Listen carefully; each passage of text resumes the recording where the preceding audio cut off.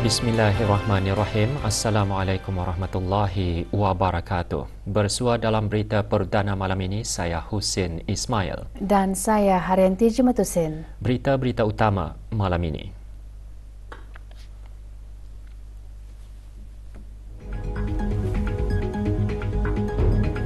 Berkibarnya bendera besar negara menandakan bermulanya pengibaran bendera di seluruh negara sempena sambutan Hari Kebangsaan.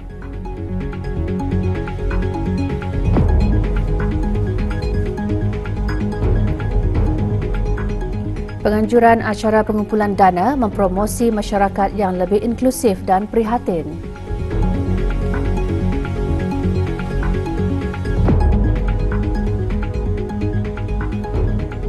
Dalam masa seminggu sahaja lagi, negara Brunei Darussalam akan menyambut ulang tahun Hari Kebangsaan ke-40. Jawatan kuasa tertinggi sambutan pagi tadi mengadakan upacara menaikkan bendera besar negara. Upacara berlangsung di kawasan lapang kompleks Yayasan Sultan Haji Hassanal Bolkiah di Ibu Negara. Hadir Yang Berhormat Datuk Seri Setia Awang Haji Nazmi bin Haji Muhammad, Menteri Kebudayaan Belia dan Sukan, selaku pengerusi jawatan kuasa tertinggi sambutan berkenaan. Upacara menaikkan bendera disempurnakan oleh anggota Tentera Laut Diraja Brunei dengan diiringi lagu kebangsaan.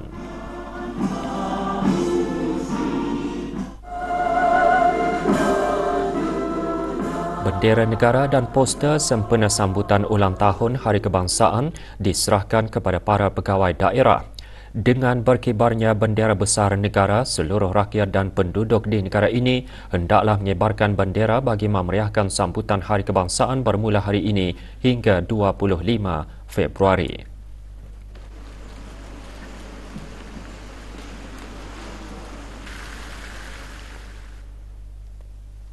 Sementara itu, upacara menaikkan dan pengagihan bendera negara diadakan pagi tadi di keempat-empat daerah. Di daerah Brunei dan Muara, upacara berlangsung di kawasan letak kereta Jabatan Daerah Brunei dan Muara. Penyerahan bendera kepada pasukan polis di Raja Brunei disempurnakan oleh Pengira Muhammad Amir Mubarak bin Piran Haji Hashim, pemangku pegawai daerah Brunei dan Muara.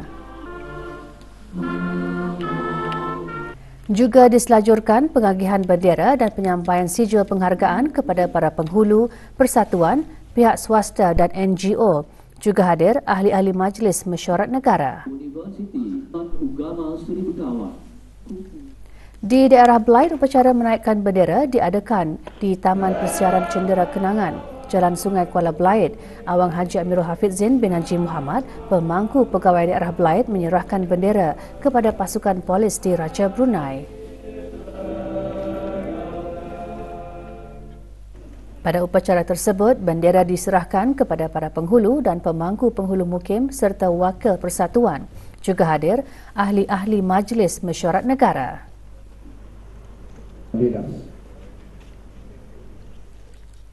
Kawasan Kompleks Dewan Kemasyarakatan daerah Tutung menjadi tumpuan upacara menaikkan bendera negara di daerah berkenaan. Awang Muhammad Sofian bin Haji Basri, pemangku pegawai daerah Tutung, menyerahkan bendera kepada pasukan polis di Raja Brunei. Acara disusuli dengan penyerahan bendera kepada para penghulu, mukim, ketua kampung dan pemangku ketua kampung. Juga hadir ahli-ahli Majlis Mesyuarat Negara.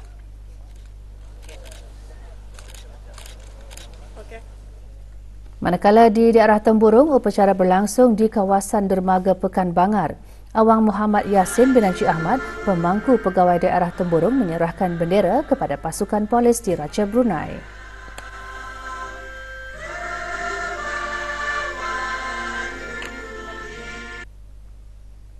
Juga diselajurkan penyerahan bendera kepada para pemangku penghulu mukim dan ketua cawangan daerah Temburung. Turut hadir ahli Majlis Mesyuarat Negara.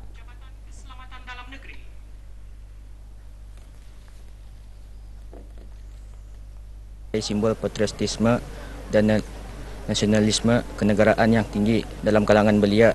Kepentingan bendera itu penting untuk melambangkan sesebuah negara. Upacara menaikkan bendera kebangsaan juga diadakan oleh pelbagai pihak di negara ini. Upacara menaikkan bendera negara bagi Zon 2, Mukim Brakas A dan B diadakan petang tadi di Dewan Kemasyarakatan Jalan 1 Rancangan Perumahan Negara, Kampung Lambah Kanan. Hadir Ahli Majlis Mesyuarat Negara. Majlis Perundingan Mukim Pekan Tutong pagi tadi juga mengadakan acara serupa di kawasan Kanopi, Kompleks Pasar Neka dan Tamu, Kampung Serambangun. Penyerahan bendera kebangsaan kepada belia Kampung Sengkarai disempurnakan oleh Ahli Majlis Mesyuarat Negara.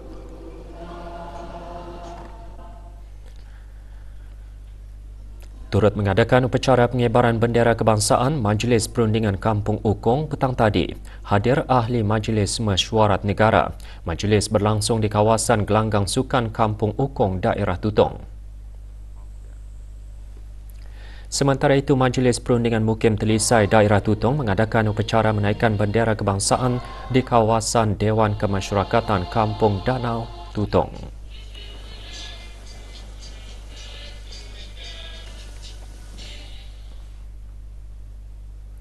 Institusi pengajian tinggi dan persatuan di negara ini juga tidak ketinggalan menyemarakkan sambutan ulang tahun Hari Kebangsaan ke-40 dengan upacara menaikkan bendera. Universiti Brunei Darussalam UBD mengadakan upacara tersebut petang tadi. Hadir Dr. Hazri bin Haji Kifli, Naib Chancellor UBD.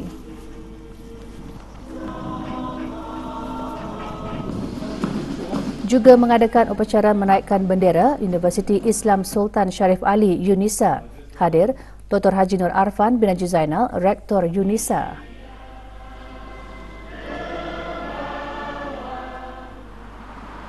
Persatuan Pengakap Negara Brunei Darussalam juga tidak ketinggalan mengadakan upacara serupa di Ibu Pejabat Persekutuan tersebut.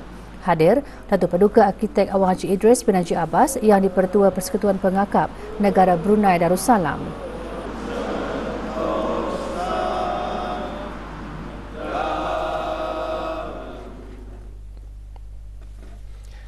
Bertaubat dan memperbanyakkan zikir antara amalan yang digalakkan untuk dilakukan dalam bulan Syakban.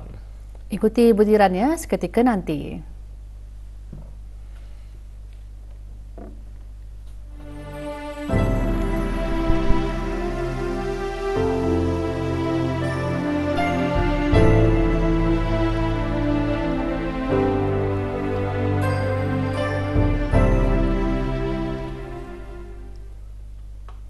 Penganjuran acara untuk mengumpul dana akan dapat meningkatkan kesedaran tentang autisme dan impaknya terhadap individu serta keluarga. Usaha tersebut telah membantu mendidik orang ramai dan mengurangkan stigma mengenai autisme. Kesedaran seumpamanya adalah amat bernilai dalam mempromosi masyarakat yang lebih inklusif dan prihatin. Perkara tersebut antara yang ditekankan oleh Yang Berhormat Datuk Seri Setia Dr. Awang Haji Muhammad Isham bin Haji Jaafar, Menteri Kesihatan, selaku Pengarah Eksekutif Jerudong Park Medical Center JPMC semasa penyerahan sumbangan amal Jabatan Kejururawatan JPMC bersempena sambutan Hari Jururawat dan Bidan Antarabangsa 2023 serta ulang tahun ke-25 JPMC. Contribute to early intervention programs, therapy services, educational resources, and research initiatives that aim to enhance the lives of those affected by autism. Your contribution will undoubtedly make a significant and lasting impact on the lives of countless individuals and families. Majlis diselajurkan dengan penyerahan sumbangan berjumlah lebih RM32,000 kepada Learning Leaders Society LLS. Sumbangan adalah hasil kutipan daripada pelbagai aktiviti yang diadakan pada tahun 2023. Juga diadakan penyampaian sijil penghargaan kepada para penaja yang terlibat.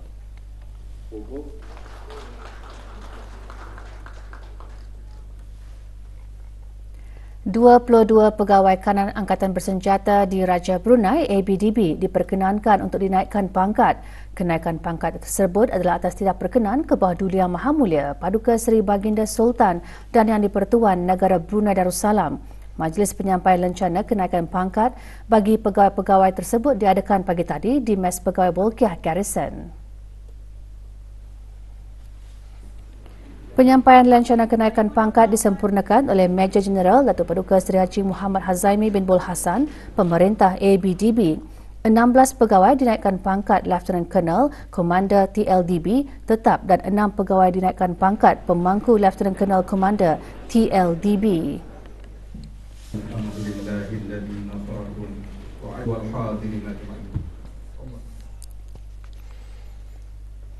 Dalam era digital pada masa kini, keselamatan siber melangkaui keperluan teknikal yang merupakan tunjang ekonomi digital global, melindungi maklumat dan privasi serta menjamin infrastruktur yang membantu kehidupan seharian.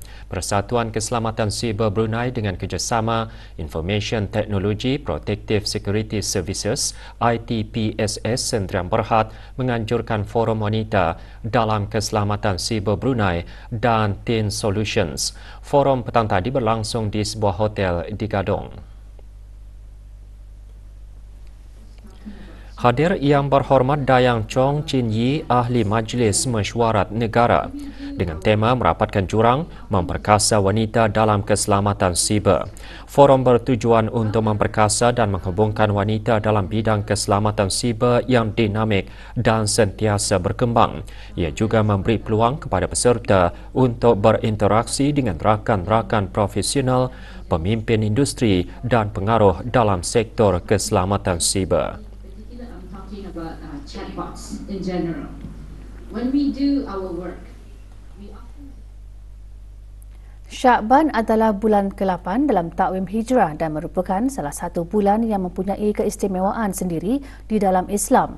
Terdapat amalan lain digalakkan dilakukan dalam bulan Syakban selain memperbanyakkan selawat ke atas Nabi Muhammad SAW, iaitu puasa serta bersembahyang sunat dan bersedekah. Perkara tersebut antara intipati khutbah Jumaat bertajuk Bulan Syakban, Persediaan di Ambang Ramadan.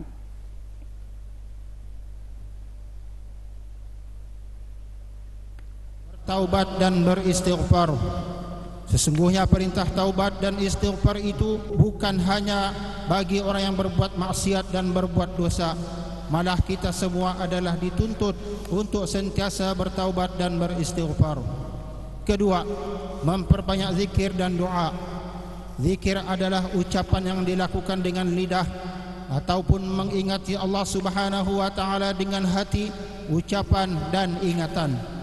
Zikir atau berzikir itu adalah perintah Allah Subhanahu wa taala kepada hamba-hambanya. Begitu juga dengan perkara doa.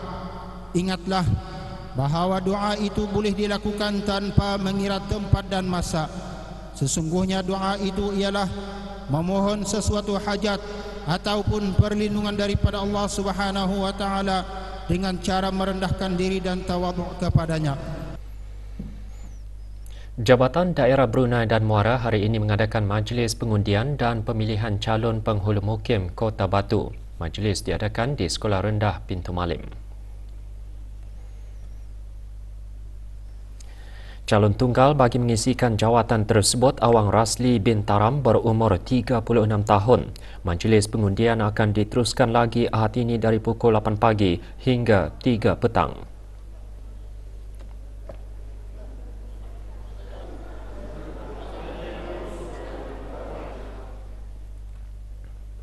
Kolej Universiti Perguruan Agama Seri Begawan Kubu SB akan mengadakan Hari Terbuka Studi di Kubu SB esok 17 Februari. Hari terbuka diadakan di kampus Kupu SB bermula pukul 8 pagi hingga 4 petang.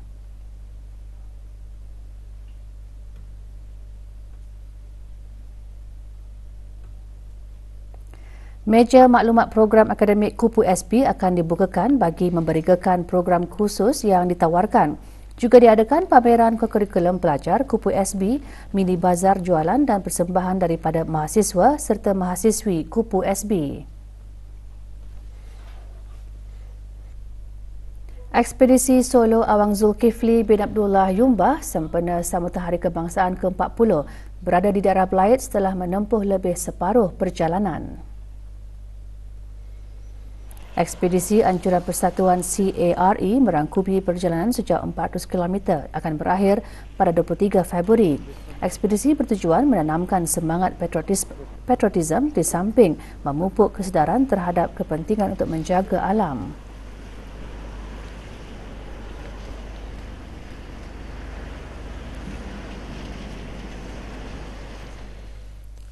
Bola sepak Liga Remaja Bawah 15 tahun FABD, pasukan DPMMFC mara ke peringkat separuh akhir setelah kemenangan dalam perlawanan suku akhir pagi tadi. Dalam perlawanan yang berlangsung di mini stadium FABD Brakas, pasukan DPMMFC menewaskan Wasan FC 5-1. Dengan kemenangan tersebut, DPMMFC akan bertemu Pancur Murai FC dalam saingan seterusnya. Pancur Murai FC pula mara ke separuh akhir setelah menundukkan Pertubuhan Bola Sepak Daerah Blyth PBDB 4-0.